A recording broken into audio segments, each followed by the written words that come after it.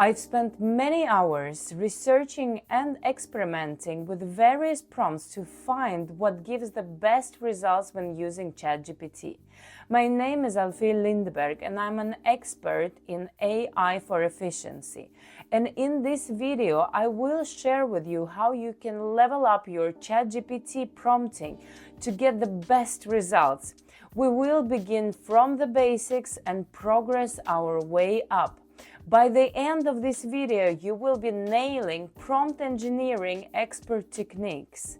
Alright, let's dive in. We'll start by simply providing your request. This is a basic level where many begin. So what you're doing here is basically just telling ChatGPT what you want without much thought and hoping for the best. Sometimes the results are good, other times they are not. For example, here I'm asking for a cookie recipe. And yes, I get it, but this is totally not the cookie recipe I was looking for. But don't worry, there are many ways to improve these results. Simple formatting tweaks can significantly improve outcomes. There are different ways how you can format your prompt. You can use dashes or add paragraphs. In this way, you will help ChatGPT to understand better the task. This becomes really important when your prompts get more complex.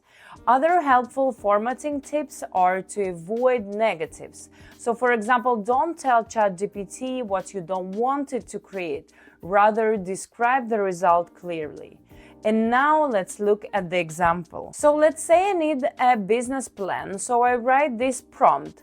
I need a detailed business plan for a new startup, and I provide all the sections I want.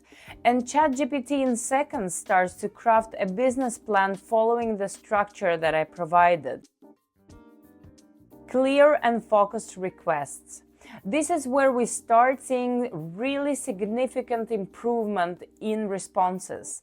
Being clear and specific about what you want from the chatbot is really important. Instead of saying, "Make my response look good," specify, "Please format the response in the form of a table."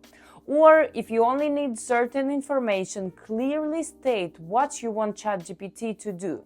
For example, you want to improve an Excel formula and you want ChatGPT to provide you just the formula in the response. So what you could do is to write a prompt like this. I have an Excel formula, then you provide your formula and you write, "I want to improve it by only summing cells that are greater than 10. Please provide just the updated formula." And you get your improved formula immediately. And as we wanted, we only got the actual formula that we can just copy paste. Our next level is to provide examples. The techniques where you provide ChatGPT some examples is also known as a few-shot learning. With even just one example, you can get amazing results. Let's see how it works. So I will start by writing, "I need a summary of this business report." And ChatGPT can't even continue without me providing further information. So now I will improve my prompt and write, "I need a summary of this business report. Here's an example of how I want the summary to look," and I will copy my business report and provide the example how I want the result to look like. And I get the exact summary that I wanted.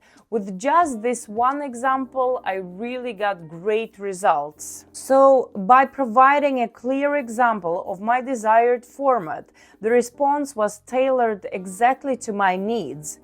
And this is the power of few-shot learning, where just showing one example can really improve the accuracy and formatting of ChatGPT's response. Use personas.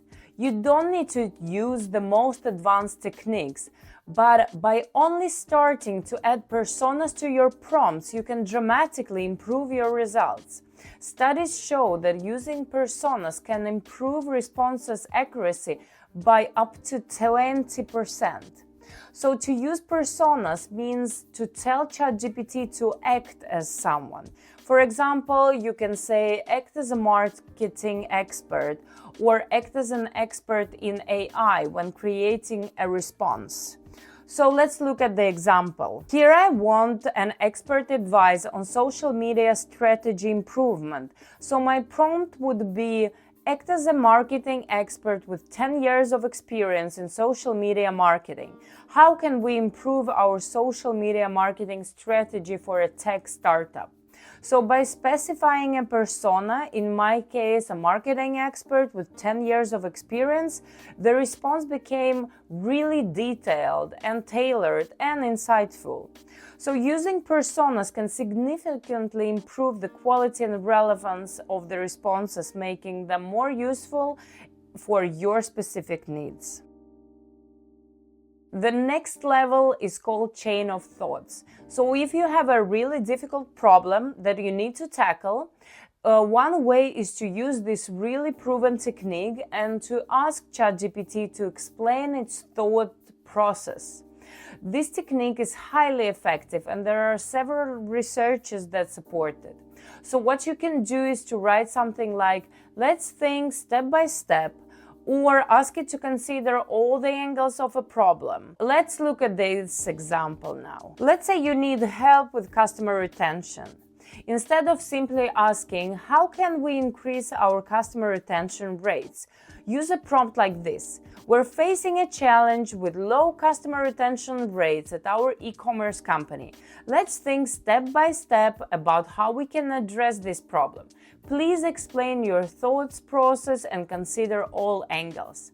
So by using the chain of thought technique and asking ChatGPT to think step by step and consider all angles, the response becomes very detailed, methodical, and comprehensive.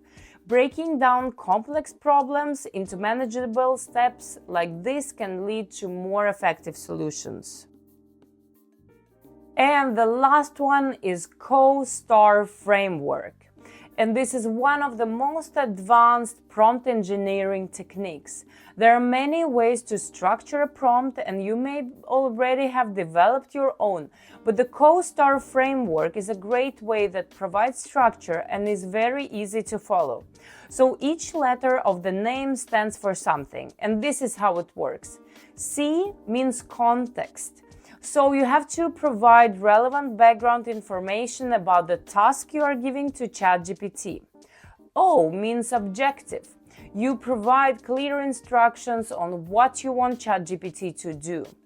S stands for style. You can specify the style of writing that you want, for example, formal or more casual.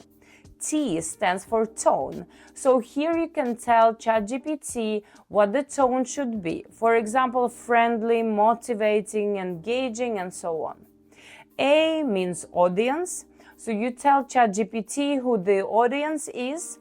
So here you can use some general terms like describe this to a 10-year-old, or this is meant for IT developers.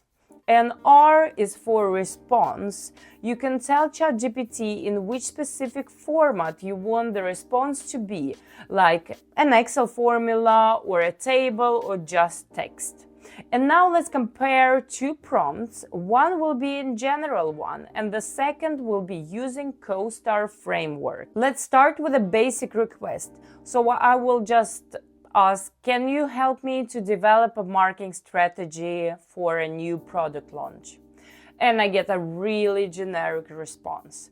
And now let's use Co-Star framework. So we'll start with providing context. We're a tech startup about to launch a new innovative wearable fitness device designed to help users to track their health metrics in real time. Then I will add my objective. I need a comprehensive marketing strategy to ensure a successful product launch. I will indicate the style, use a formal style in the response, and set the tone. The tone should be professional and motivating. I will define then my audience. The audience for this strategy includes our marketing team and potential investors. And lastly, specify in which format I would like the result to be. So the response is, please provide the response in detailed bullet point format. And as you can see, I get a really detailed response with all the different segments, product details, target marketing, brand positioning, and everything is formatted in bullet points. So really well structured response with a lot of insights. And just like that, we elevated our prompt engineering skills from basic to expert in less than 10 minutes. I really hope you enjoyed this video, and if you did, please subscribe to my channel. I'm posting a lot of videos about effective AI use. See you in the next one.